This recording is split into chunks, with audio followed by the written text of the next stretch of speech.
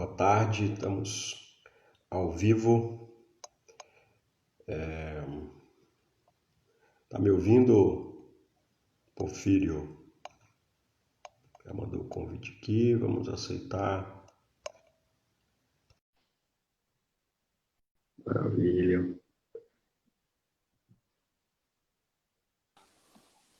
Olá, boa tarde. Tudo E bem, aí, Rev? Heavy? Como está? Tudo certo e você? Tá me ouvindo bem? Estou te ouvindo bem. Você, está me ouvindo? Bem também, tô te ouvindo tranquilamente. Maravilha. Ontem nós começamos uma caminhada aí nas práticas devocionais. Começamos com a leitura da Bíblia e hoje nós vamos falar sobre oração. Mas primeiro eu queria saber como é que você está. Está bem, a família? Cara, tudo em paz, graças a Deus, tudo certinho. Eu optei por fazer a minha quarentena aqui no interior de São Paulo, então já estou um período aqui no interior, caminhando aqui um tempo.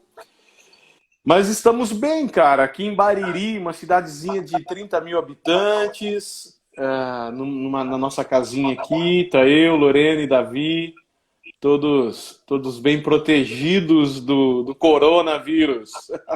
Maravilha. Que bom, bom saber. Bom saber que vocês estão bem. Manda um abraço para eles. Tá? Mandarei. E vocês aí, tá tudo em paz? Tudo em paz, graças a Deus também. Estamos Que bom.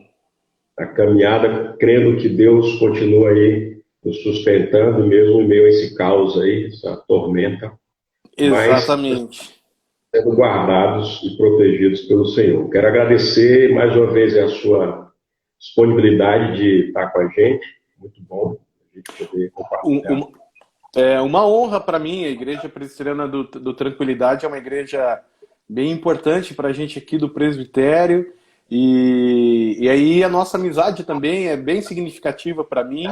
Então, quando você me convidou, o senhor me convidou durante a semana, foi uma honra e espero de alguma maneira poder abençoar vocês nesse bate-papo Amém. que a gente vai ter, porque eu tenho certeza que eu serei abençoado através do que nós vamos conversar aqui.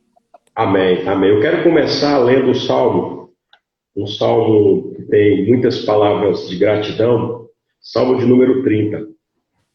Diz assim: Eu te exaltarei, Senhor, pois tu me ergueste e não deixaste que os meus inimigos se divertissem à minha custa.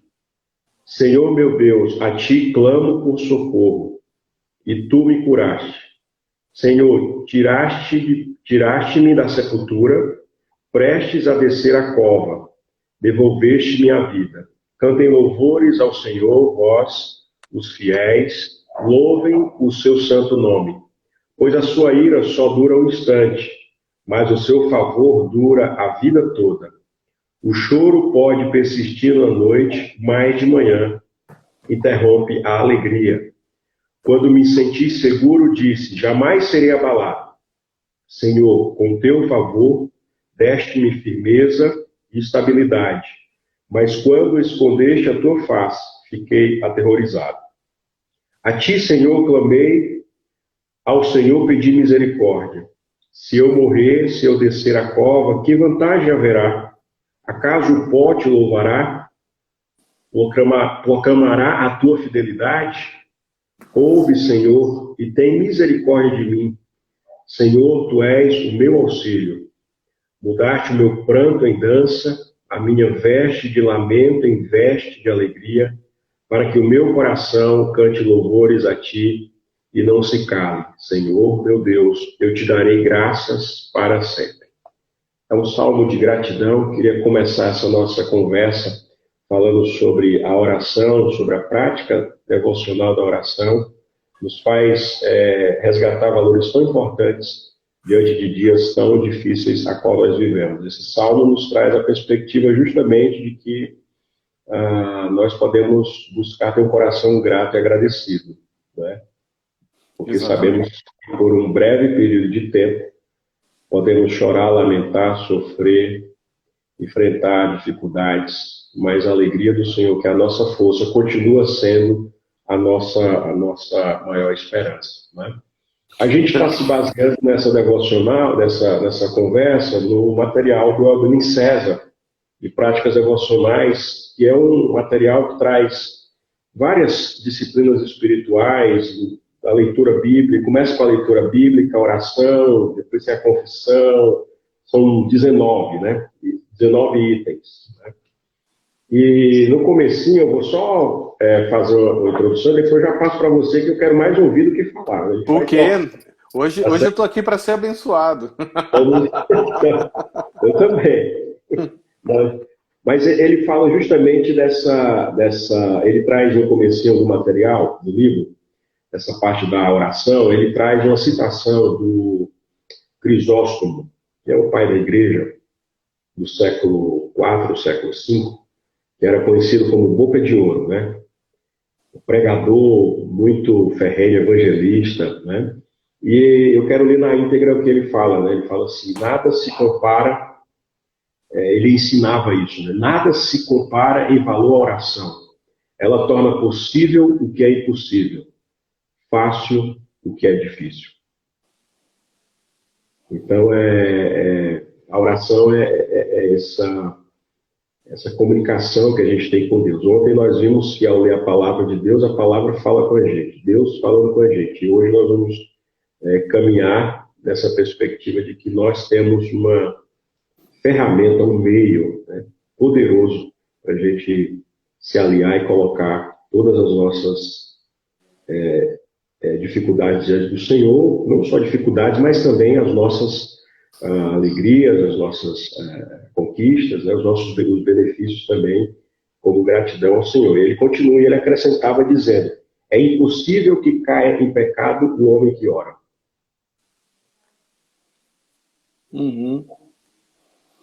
Então a gente tem essa perspectiva de que a oração, olhando até para os Salmos, né, como que a gente percebe dentro do livro dos Salmos esse movimento da oração, que foge muito da compreensão de uma oração que apenas se volta para Deus como pedinte, né?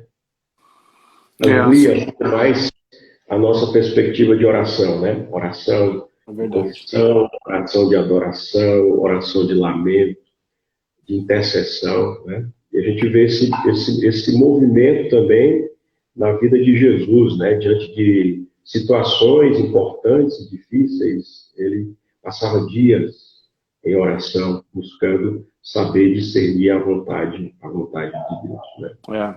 Exatamente, Rev, exatamente. Eu acho que a oração é um movimento essencial para a gente desenvolver algumas práticas ou algumas definições até mesmo de quem nós somos enquanto cristãos, né?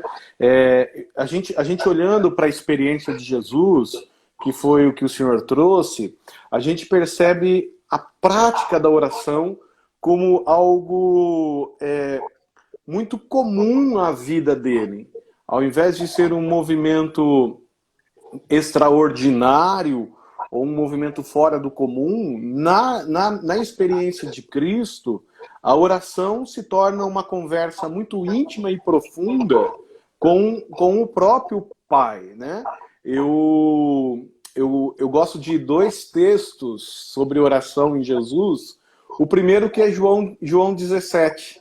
E depois o outro texto que talvez eu pensei mais a gente conversar é Mateus 26. Eu acho esses dois textos sensacionais porque a gente está ouvindo a conversa da Trindade. Como se a Trindade estivesse conversando e você é convidado para estar na sala ouvindo os três conversando, as três pessoas da Trindade conversando, e assim, encantado com o que eles falam, né? É como a gente às vezes pega algumas pessoas mais experientes, mais sábias, e a gente vai ali, fica quieto só ouvindo de forma sábia, a gente fica quieto só ouvindo, né? O que eles têm para dizer. Eu fico pensando na identidade, no ministério de Cristo, né? Como a oração trazia a identidade de quem ele era. Se a gente pensar, antes dele iniciar qualquer ato redentivo, ele foi levado ao deserto pelo Espírito. Esse é um texto assim muito fundamental nos evangelhos, né? Tanto para Marcos como Lucas, parece que o Espírito é quem empurra Jesus para ir para o deserto para ser tentado. E ali é muito interessante como é que o diabo tenta Jesus. E a pergunta que o diabo faz é: se tu és o filho de Deus, se tu és o filho, se tu és o filho. Se a gente pegar um pouquinho, principalmente em Mateus, e a gente der uma olhada no texto de Mateus da tentação, Mateus 4, lá em Mateus 3 a gente tem o batismo de Jesus, na qual a pomba desce sobre Jesus, o Espírito Santo desce em forma de pomba sobre Jesus, e ouve-se uma voz dizendo: tu és o meu filho amado, em quem eu tenho todo prazer. Depois o evangelista Mateus, depois do batismo, ele faz uma descrição genealógica de Jesus, a árvore genealógica de Jesus. E normalmente, se a gente não está esperando o filho para dar nome, em genealogia na Bíblia, a gente dá um check de ter lido e vira a página, porque não faz muito sentido ficar lendo aquele monte de nome. Mas o evangelista é muito intencional quando ele faz aquilo. Porque na genealogia de Jesus, termina dizendo filho de Adão, filho de Deus. Então, nessa construção intencional do evangelista, no batismo, Jesus é reconhecido como filho amado. Na genealogia, ele é reconhecido como filho de Deus. Mas, quando ele está no deserto, o que o Satanás põe em xeque é algo que parecia muito claro e tranquilo para Jesus, que é a respeito da sua filiação, da sua identidade. Bom, ele passa por toda aquela tribulação, toda aquela tentação. Aí nós temos depois uma outra conversa importante de Jesus, que é no Monte da Transfiguração. Quando de novo a frase é dita: tu és o meu filho amado, em quem eu tenho todo o prazer. Eu me alegro com a sua vida. E quando ele está sendo pregado na cruz, a pergunta que é feita a ele é a mesma pergunta que o diabo faz. Se tu és o filho de Deus, desce daí. Se tu és o filho de Deus, se tu és o filho de Deus. E enquanto ele estava sendo humilhado, batido, cuspido, ouvindo alguns escárnios e até mesmo experimentando a própria morte. Eu acho que enquanto as pessoas gritavam isso, eu acho que dentro do coração de Jesus havia um eco importante dizendo: eu sou um filho amado, em quem Deus tem todo o prazer. Eu sou um filho amado, em quem a minha vida traz alegria para o Pai. Eu acho que foi no tempo de oração que Jesus desenvolveu essa identidade. E mesmo quando tudo e todos colocavam em xeque essa identidade, o tempo de oração estabeleceu quem ele era. Mas assim, eu acho que também o tempo de oração no ministério de Jesus trazia sensibilidade para o mover de Deus no seu viver. É uma pergunta que acho que eu mais ouço como pastor, e o senhor também deve ouvir isso bastante. Eu já estou com 20 anos nesse negócio, e a pergunta que as pessoas mais me fazem é: Ale, o que é que Deus quer de mim? E aí, normalmente, a minha resposta é: não sei. Porque ele não bateu lá na minha casa e disse: quando o fulano de tal te perguntar, tá aqui o script para responder. Mas eu digo a eles assim: vamos orar para entender qual é a vontade de Deus para a sua e para a minha vida. Bem, eu acho interessante que Jesus, antes de tomar qualquer decisão contundente a respeito da vida, ele tinha tempo de oração. Jesus não tratou de todos os assuntos. Ele pregou sobre alguns assuntos. Ele não curou todos os doentes. Ele curou alguns doentes. Ele não visitou todas as cidades da Palestina. Ele visitou algumas cidades da Palestina.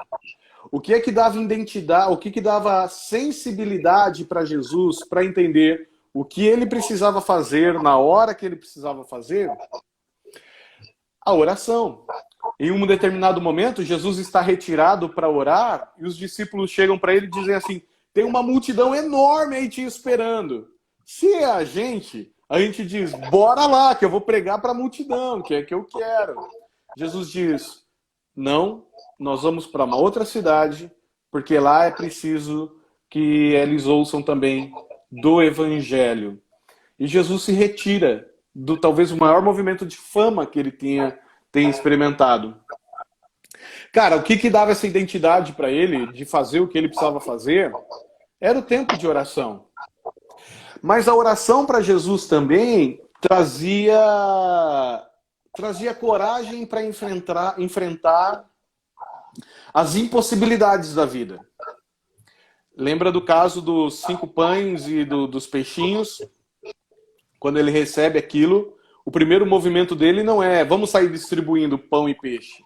O primeiro movimento é fechar os olhos, colocar de joelhos e dizer: Pai, me ajuda a enfrentar, a passar por isso e faça um grande milagre. E aí toda aquela multidão é alimentada. E a oração trazia firmeza para Jesus passar pelas pressões da vida. Quando o momento era mais complicado, Jesus encontrava tempo fundamental para orar. E eu acho que é o que acontece em Mateus 26. Quando Jesus está prestes a ser morto, a opção dele, antes de fazer qualquer movimento corajoso de se entregar na cruz, ele quer gastar tempo em oração. Em oração. É verdade. E... Bom, eu tô falando aqui, você me interrompe aí, faz... É bom. Pastor adora falar, né, cara? Ainda a gente dá palco, pronto, aí vai a noite toda, né, cara? Uhum. O reverendo Hélio entrou aí, tá falando que oração é essencial para a vida de devocional. Deus abençoe o pastores André e Ale. Amém. Isso que você está trazendo é tão importante, porque eu acho que revitaliza a nossa compreensão da oração. Como eu falei, a oração ela pode ter apenas um aspecto, ou a gente olhar apenas para um aspecto: estou sofrendo, estou precisando, vou pedir a Deus. Né? Mas a gente vê justamente esse ensinamento de Jesus de mostrar a importância da oração, é o ponto de partida na nossa jornada, na nossa peregrinação. É o ponto de partida, de entender esse tempo, né? E por isso que a Bíblia nos diz que muitas vezes a gente não sabe orar como convém, a gente não sabe pedir ao Pai como convém, ou o que a gente quer, né? Talvez aí esbanjar, como diz Tiago, né? Tiago 4:3, para esbanjar, a gente não recebe, as nossas orações não são respondidas, porque, quem sabe, pode ser para esbanjar nos nossos próprios prazeres, né? Então, a oração, nesse sentido de que realmente a oração, ela é esse momento, né, da gente entender quem nós somos e quem Deus é, é fundamental, né? Nós somos pecadores, limitados, fracos demais, miseráveis, mas Deus é poderoso, é maravilhoso, é santo, é bendito. Então, a oração é esse conhecer a si mesmo, né? É essa oportunidade que nós temos de realmente, somente nesses dias, né, Porfírio, de tanta insegurança, de tanta ansiedade para muitas pessoas, né? De tantos enfrentamentos, medos quanto ao futuro, né? A oração, né, diz lá: não andeis ansiosos, né? Filipenses, né, 4. Não andeis ansiosos de coisa alguma, em tudo, porém, sejam conhecidas diante de Deus todas as vossas petições, pela oração, pela súplica.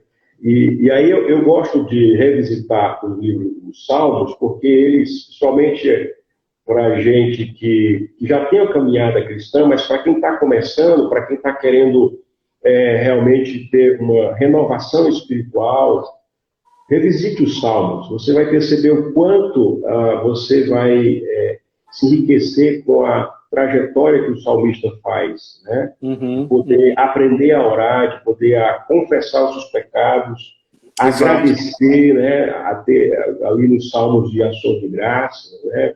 Foi esse salmo que nós começamos lendo, salmos de comprometimento, né? De pedido de socorro, a compreensão da intercessão, né? A intercessão, e aí dentro da oração, né? A intercessão pelo outro, né? A Bíblia é enfática nos mandamentos recíprocos, orai uns com os outros, né? Uns com os outros.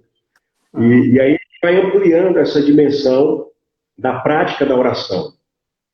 Eu creio que um dos desafios que nós temos como igreja é resgatar justamente essa percepção daquilo que nós compreendemos de Deus, da parte de Deus, né?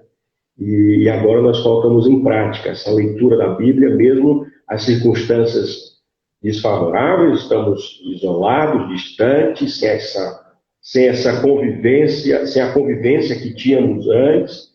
Temos a oração, né? Temos a oração como um momento, e aí separar mesmo, né? Dentro da nossa agenda, tempo de oração, Exato.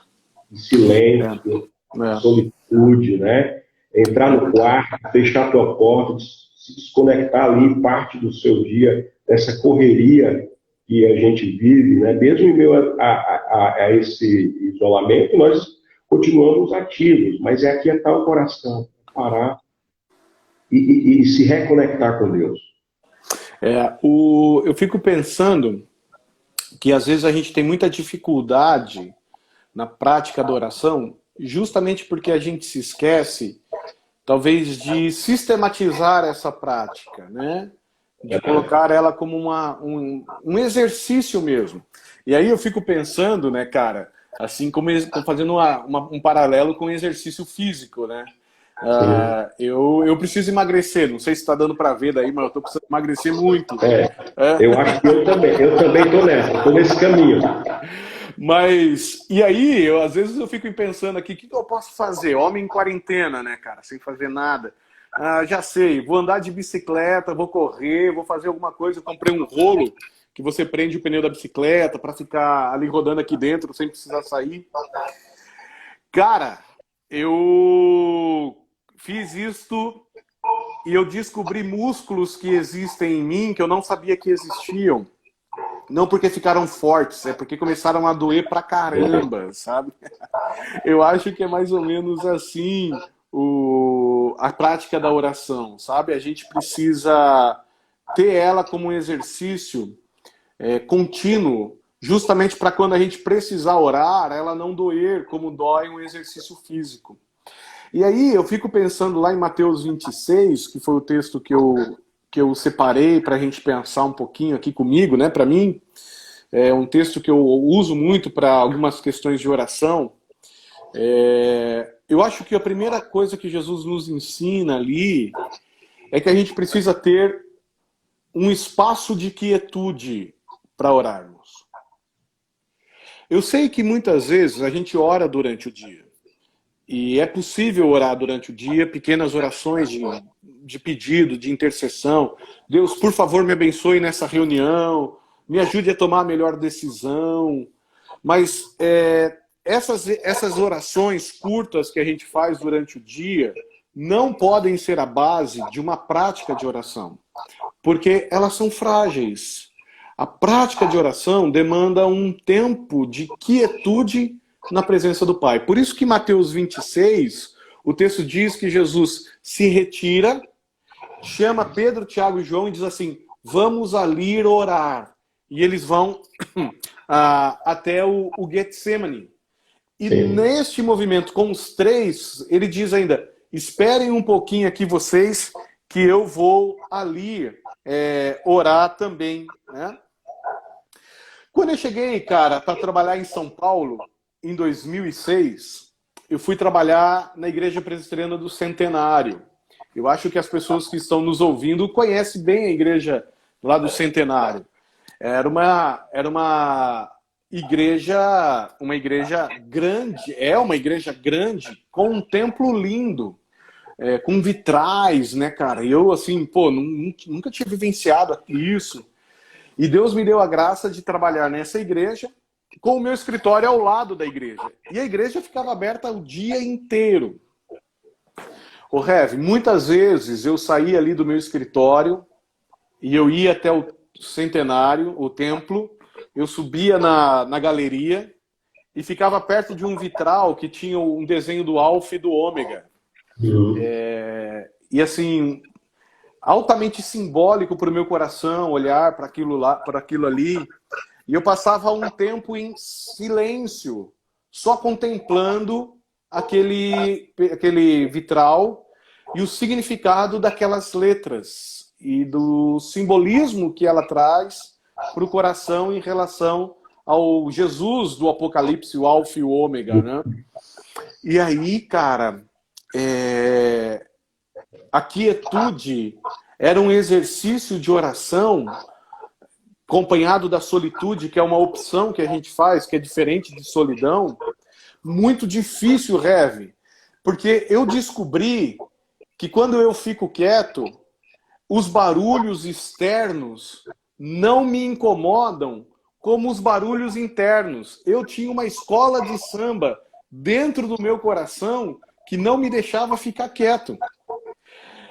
E Jesus, então, nos convida a este movimento de solitude e quietude para a gente desenvolver a prática da oração.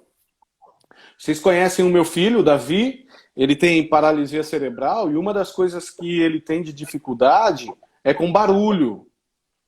Por exemplo, o Davi, ele tem dificuldades sensoriais, chama, né? Então, tudo que é em relação às sensações para o Davi é muito intenso. Então, visão, paladar, toque, tudo isso é muito intenso, inclusive o som. Para o Davi, se a gente estiver conversando aqui e ele estiver participando da conversa e passar um carro na rua, o som do carro chega ao ouvido do Davi como chegaria ao meu e ao seu, só que o meu cérebro e o seu cérebro optam em não dar atenção para esse barulho porque ele está focado aqui nessa conversa. Para o Davi, não. Chega tudo de uma vez na cabeça do Davi. E isso provoca confusão. E, inclusive, muitas vezes o Davi começa a chorar. Eu acho que quando a gente ora em quietude, tendo essa prática da solitude, a gente começa a diminuir os sons que causam confusão dentro da nossa vida, dentro do nosso coração, dentro das nossas experiências. E a voz de Deus começa a ecoar em nosso coração. E essa voz deixa-nos bem claro o que Deus quer para nós e qual a nossa identidade. Eu convido as pessoas que estão nos ouvindo que tenham essa experiência de separar um espaço geográfico e um espaço intencional onde ela consiga desenvolver solitude e quietude. Moisés, quando ficou em silêncio e quieto na presença do Pai, quando ele voltou para fazer o que ele precisava fazer, os olhos dele brilhavam. E as pessoas até mesmo se espantavam com tanto brilho que havia no olhar de Moisés por ter passado um tempo de quietude e solitude com o Pai. Eu acho que essa é uma prática que talvez a gente precise redescobrir. É uma prática lá dos pais apostólicos, dos pais do deserto, desenvolvido mais fortemente na cultura medieval cristã, com a prática dos monastérios, que infelizmente a gente foi perdendo com a caminhada, com as demandas, com as exigências da vida. Ter um tempo de solitude e quietude na presença do Pai é um movimento muito importante para a gente desenvolver a oração, né? E você estava contando a experiência, eu lembrei de uma experiência.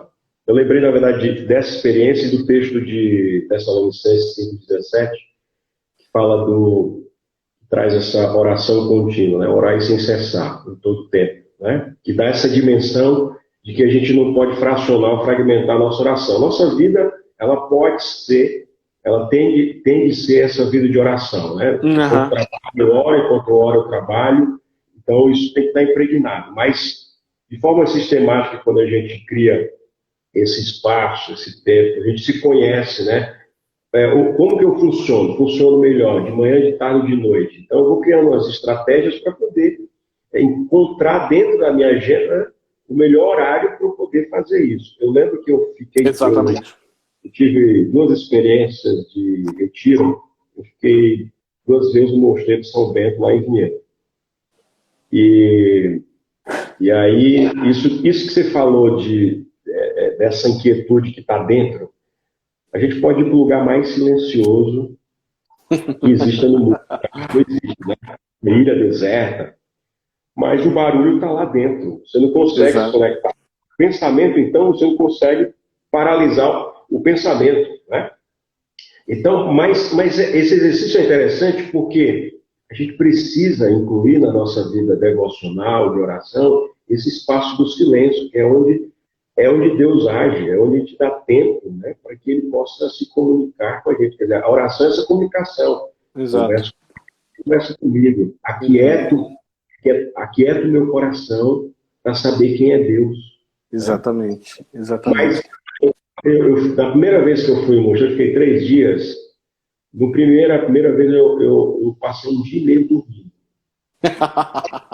Eu estava cansado. A gente vive numa correria da cidade, do barulho, a gente não dá nem para as necessidades do nosso próprio corpo, entendeu? Exatamente. Então, e é interessante a gente observar. E é como você falou, a gente pode comparar realmente a nossa vida devocional de fortalecimento, de enfraquecimento, a partir de uma vida de exercício, né, por exemplo. Essa vida do atleta que é disciplinado, que é outra questão que a gente observa nos profetas, na Bíblia, em Jesus, essa disciplina de decidir o que é importante, essencial e fazer aquilo. Né? Como você trouxe da multidão, né? Tinha um momento que Jesus se retirava para orar e ali era prioridade e ponto final. Então, isso ajuda a redimensionar aquilo que é prioridade, né, na nossa vida. Né? Então, tem esse aspecto da oração contínua, da oração, das orações especiais por situações difíceis, da oração diária, da oração com frequência, né?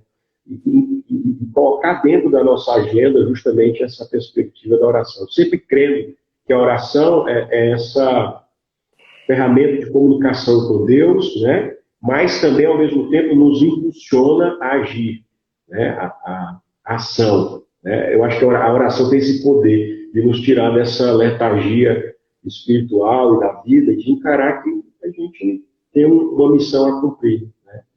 Né? Eu fico pensando também, Heavy, que além de ter esse espaço intencional de local de oração, a gente precisa ter uma consciência. E a consciência é diante de quem eu estou. E diante de quem eu estou, vai mudar toda a forma da linguagem que eu uso na minha oração.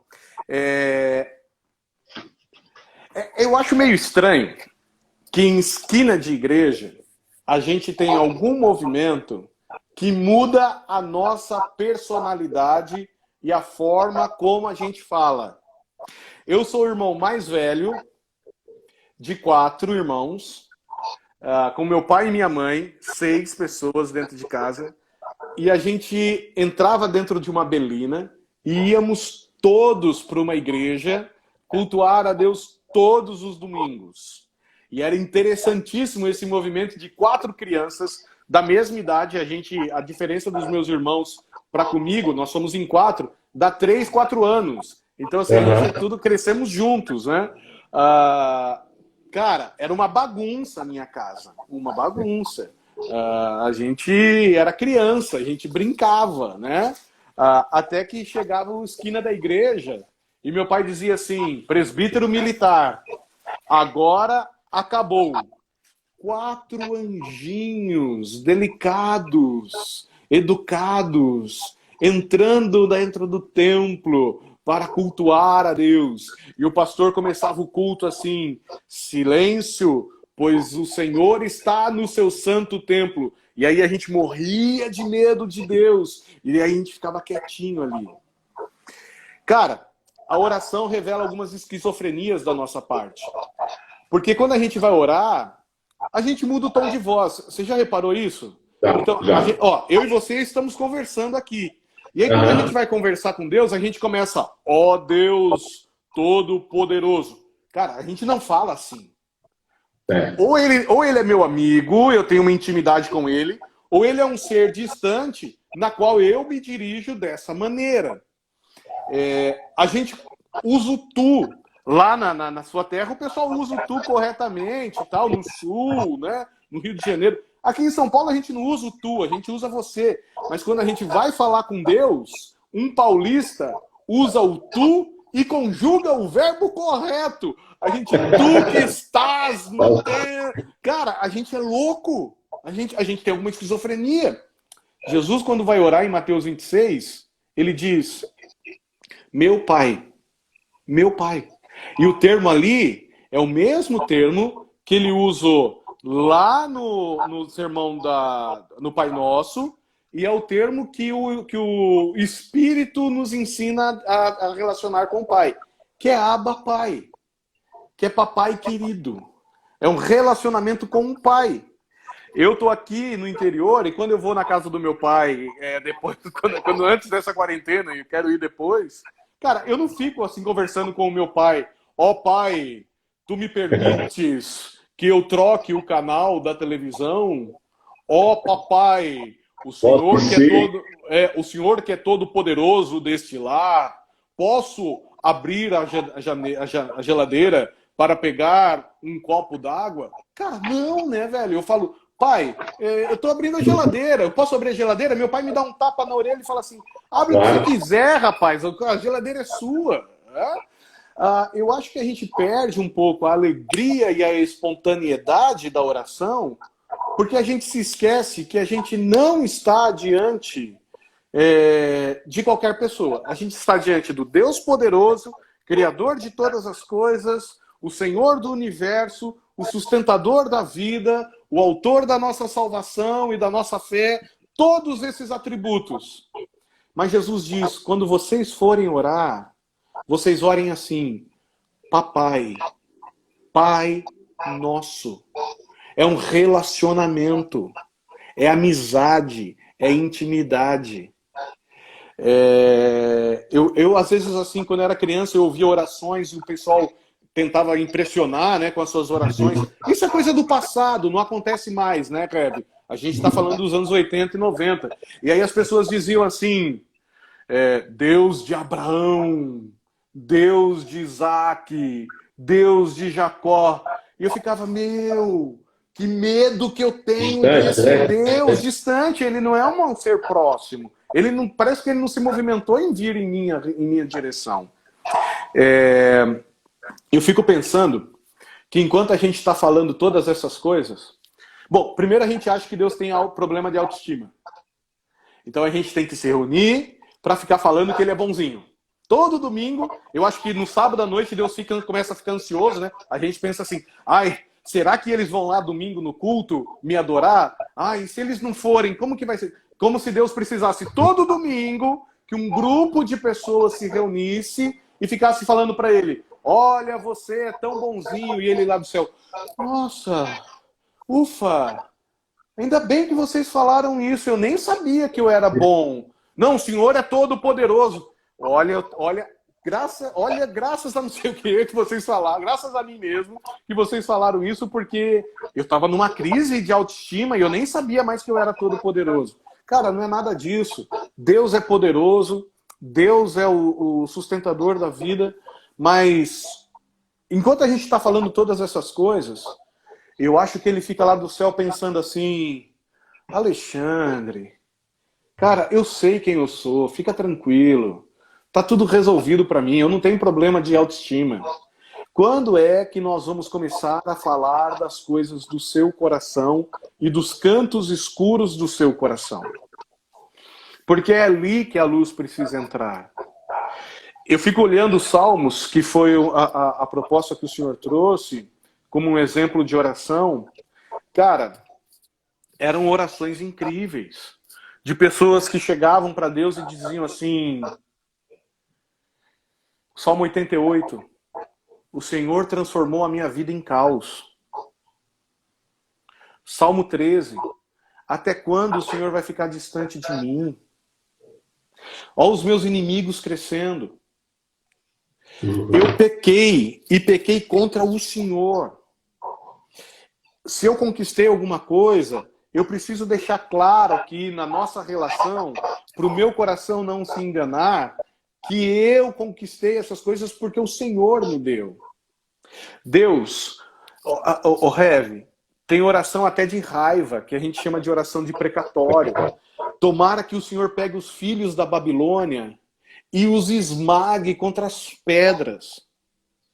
E aí a gente fica todo polido para orar. É? Como se Deus tivesse problema de autoestima. Não, eu acho que a oração é... Se eu estou diante do meu Pai, eu estou num tempo de intimidade, num espaço reservado, onde eu posso revelar as coisas do meu coração. O movimento de devocional não é um movimento tão formal, cara. Ele pode ser muito mais uma experiência profunda, impactante e transformadora. Porque, segundo o C.S. Lewis, quando a gente ora, não é Deus que muda, né? Quando a gente ora, quem muda é o nosso coração.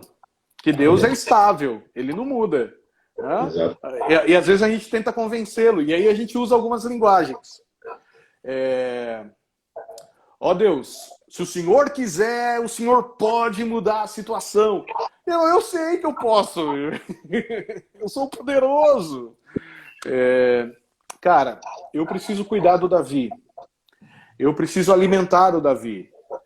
Eu preciso ouvir relatórios sobre a vida do Davi. Mas a coisa mais gostosa que eu tenho na minha experiência com o Davi é quando eu chego em casa, ele me dá um sorriso lindo e grande e eu pego no colo, sento ele pertinho de mim e começo a brincar e conversar com o Davi. Ele rindo e eu rindo de volta, a gente experimentando a vida juntos. Porque é que a gente se relaciona com o nosso Pai querido de uma forma tão formal, tão distante, cheio de dedos, e nos esquecemos de alegrar-nos com Ele, com a vida. O salmo que o senhor leu no começo diz: o Senhor transformou meu pranto em dança. Eu estou dançando na presença dEle. Quer dizer, é uma manifestação de alegria, de intimidade, sem esquizofrenia, sem loucura, sem palavras formais, sem tons de voz, só uma conversa de um filho com um papai querido. Eu acho que a gente precisa redescobrir essa consciência diante de quem nós estamos. E essa redescoberta, reverendo Alexandre, passa justamente por uma compreensão desses espaços que nós vivemos, né? Espaço público e espaço privado. Então a Bíblia nos traz essa perspectiva. Quando orares, entra no teu quarto e clama ao teu Pai em secreto. É justamente esse espaço que Ele nos dá para a gente rasgar o nosso coração em confissão, né, realmente, colocando, nominando as nossas mazelas, né, conhecidas e não conhecidas, os recônditos do nosso coração, os esconderijos do nosso coração, os pensamentos, né, e aí vai criando essa intimidade que você bem foi descrevendo, para que quando nós a igreja reunida, a gente possa orar em adoração, em louvor, em confissão, por tudo aquilo que já começou lá no nosso lugar mais íntimo, do nosso quarto, da nossa relação com Deus, né? Então esse movimento, parece que a gente foi separando, né? Por isso você descreveu essa experiência, né? Da vida de oração, da vida na igreja é uma coisa, e quando eu saio dela é outra. Então a gente faz essa dicotomia, essa separação, e a gente fica realmente um pé lá e outro cá. A gente ora na igreja, mas diante da nossa vida devocional parece uma coisa assim que é grande demais, é um exercício difícil. Ah, mas eu não consigo, mas eu sou fraco, mas eu... Né? Então a gente vai colocando outros elementos, mas a gente tem acesso à palavra de Deus, aos ensinamentos de Deus, né? Deus está com a gente. Então é importante demais a gente redescobrir a prática da oração, né? Essa consciência, isso vai fortalecer a nossa fé, a nossa esperança, isso vai nutrir a nossa fé, a nossa esperança para os momentos difíceis, mas também para aqueles momentos de alegria e de celebração. Vamos poder dizer, bendize a minha alma ao Senhor e não te esqueça de nenhum dos teus benefícios. A igreja está sendo convocada agora, nesse momento de pandemia, cada vez mais a reconhecer os benefícios de Deus, a perceber o quanto Deus tem sido bom, mesmo em meio às dificuldades, de irmãos que perderam, né, emprego, então, sofreram com o próprio Covid, mas há benefícios do alto, do céu, sendo despejados sobre a nossa vida. Né? Exatamente. E a gente vai descobrindo isso através da oração, por meio da oração. Porque quando a gente descobre que a gente está diante do Pai, a gente tem o terceiro movimento do exercício de oração, que é o da submissão. Uhum. Então, eu propus que a gente tenha um local de oração, que a gente tenha consciência diante de quem que a gente está, e aí a gente tem um movimento da submissão. Quando Jesus disse, meu Pai querido, ele está ali dizendo, afasta de mim o cálice, mas não seja como eu quero, mas como tu queres. Eu acho que a oração me convida a justamente a me submeter à vontade de Deus para a minha vida. Eu fico pensando que às vezes a gente acredita que atos de fé é conseguir convencer Deus a atender os nossos pedidos. E então eu transformo a oração em um movimento de torcer o braço de Deus, fazendo com que Ele atenda aos nossos pedidos, e dizendo, o Senhor só vai sair daqui, torcendo o braço dele, quando o Senhor me der o que eu quero. Ou alguns movimentos religiosos que transformaram a oração em um cheque em branco que eu preencho com o valor que eu quiser. E Jesus ali está dizendo, Pai, seja feita a tua vontade. E eu acho que atos de fé é ter coragem de dizer isso. Seja feita a tua vontade na minha vida profissional. Você já pensou, cara, ter coragem de dizer isso? E aí Deus vai dizer, ok, esses negócios escusos que estão te dando dinheiro com facilidade não devem mais ser praticados. Mas eu tenho contas para pagar no final do mês. Não faça negócios escusos.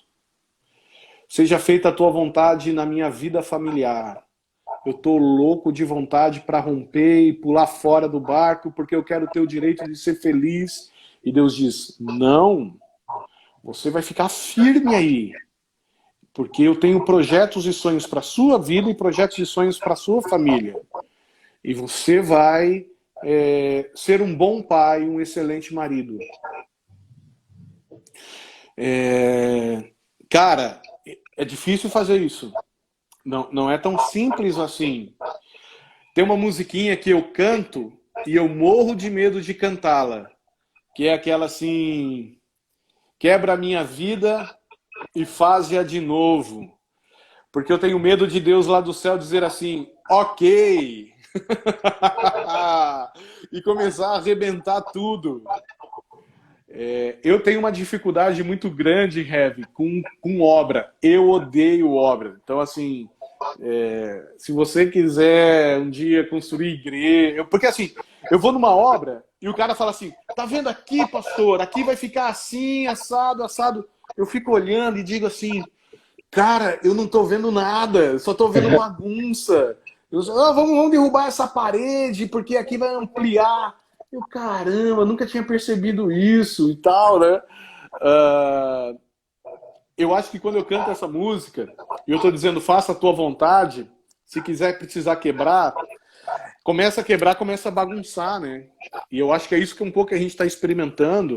Tá tudo muito bagunçado e confuso. A gente não sabe como vai ser esse novo normal que tanto tem sido dito, como vai ser o futuro. Mas no meio da bagunça toda, tem um cara de chapéu amarelo com uma planta aberta, dizendo assim, quebra essa parede, porque aqui vai ficar mais amplo. Levanta aqui uma parede, porque aqui vai dar proteção. Abre aqui uma janela, porque aqui vai entrar claridade. Põe aqui uma porta, porque aqui os inimigos não vão conseguir vencer. Faz a tua vontade, muitas vezes não é de acordo com o que a gente quer. Preste atenção, Jesus dizer, faça a tua vontade, o levou para a cruz. Mas no meio disso tudo, tem um cara com chapéu, capacete amarelo, organizando toda essa bagunça, aparente bagunça, e dizendo, a minha vontade para a sua vida é boa, perfeita e agradável. Experimente isso, experimente isso. Então eu acho que a oração me dá essa coragem e ousadia para me submeter à boa, perfeita e agradável vontade do Pai. E aí quando eu me levanto do tempo de oração, eu me levanto muito mais corajoso e muito mais disposto a realizar aquilo que eu preciso realizar. A fazer o que eu preciso fazer. A cumprir as tarefas do dia. A ser um bom profissional. A ser um crente exemplar. A ser um bom pai, um bom marido. Um cidadão melhor. Eu acho que o tempo de oração me proporciona todas essas coisas. Amém, amém. E aí dentro desse último ponto que você apresentou, eu colocaria duas frases de Lutero que diz: é preciso orar como se todo trabalho fosse inútil e trabalhar como se todo orar fosse em vão. E a outra seria de Loyola, né? Devo orar como se tudo dependesse de Deus e trabalhar como se tudo dependesse de mim. Isso coloca numa postura ativa de ação, né? A submissão, a gente compreende a vontade de Deus e a minha resposta é de obediência, né? Me submeto em obediência a Deus e sigo nesse caminho, nessa trajetória, agindo, né? A oração nos põe em uma postura ativa de ação o tempo todo. Exatamente. Continuar amando a Deus com toda a força do nosso coração, do nosso entendimento, anunciando o Evangelho da graça de Deus, anunciando Jesus para a humanidade, para as pessoas que estão do nosso lado, né? Servindo como igreja, quer dizer, a missão da igreja não parou, né? A missão da igreja só mudou o contexto a qual nós estávamos antes, né? Anteriormente a essa pandemia, mas nós continuamos o mesmo papel de servir, de anunciar a mensagem da cruz. Exato. Né? Continuamos, temos muito mais trabalho a fazer. Então, a igreja o templo em si está fechado, mas nós continuamos ativos, a igreja está aberta, o nosso coração continua aí, servindo, anunciando, falando de Jesus de forma intencional, anunciando a graça de Jesus para o mundo que se encontra mais aflitivo e mais desesperado ainda.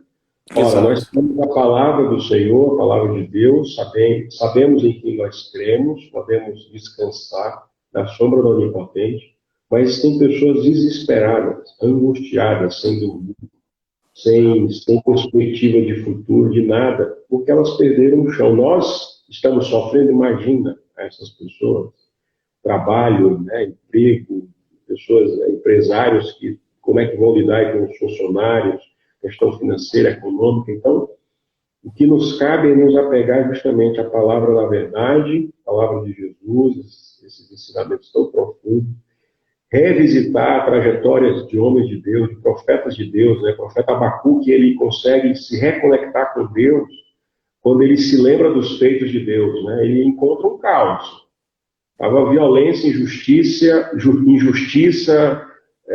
você vê ali na narrativa do primeiro capítulo, ele desespero, em dúvida, e aí quando ele lembra dos feitos de Deus na vida do povo, e assim, quando nós se nós pararmos por alguns instantes e percebermos os feitos de Deus na nossa vida, o primeiro benefício feito, ele nos amou de tal forma, nos alcançou, nos chamou, né, nos tirou do império das trevas, nos trouxe para a luz, nos resgatou. Uhum. Maravilha. Então, isso vai trazendo vitalidade para o nosso coração, vai trazendo esperança, vai trazendo... Não, o mundo não parou, a gente continua aí, né, vivo, na esperança de que nós estamos aqui com o objetivo de servir a Deus, de amar a Deus, de anunciar a sua palavra, né?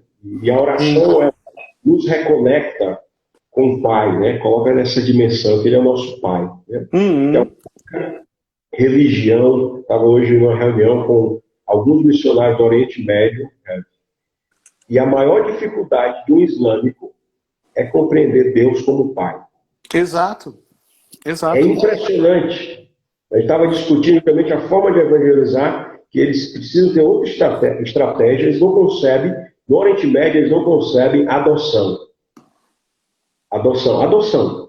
Então, isso aí é um ponto que eles têm muita dificuldade. Precisa o Espírito Santo de Deus se revelar a palavra de Deus para eles, para que eles possam compreender. Então, Deus é o nosso Pai. Nós podemos nos achegar a Ele, colocar os nossos pecados, nossos erros, podemos conversar abertamente com Ele, como nós falamos aqui. Sim, exato. É engraçado que nem os judeus se relacionam com Deus como Pai. Se você pegar os textos do Antigo Testamento, eles se relacionavam com Deus de uma forma muito distante nas suas orações. Mas só Jesus é que possibilitou que a gente pudesse chamar Deus de Pai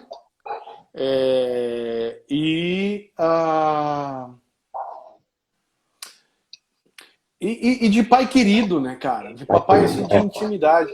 Porque nós fomos adotados por Ele, né? É isso mesmo.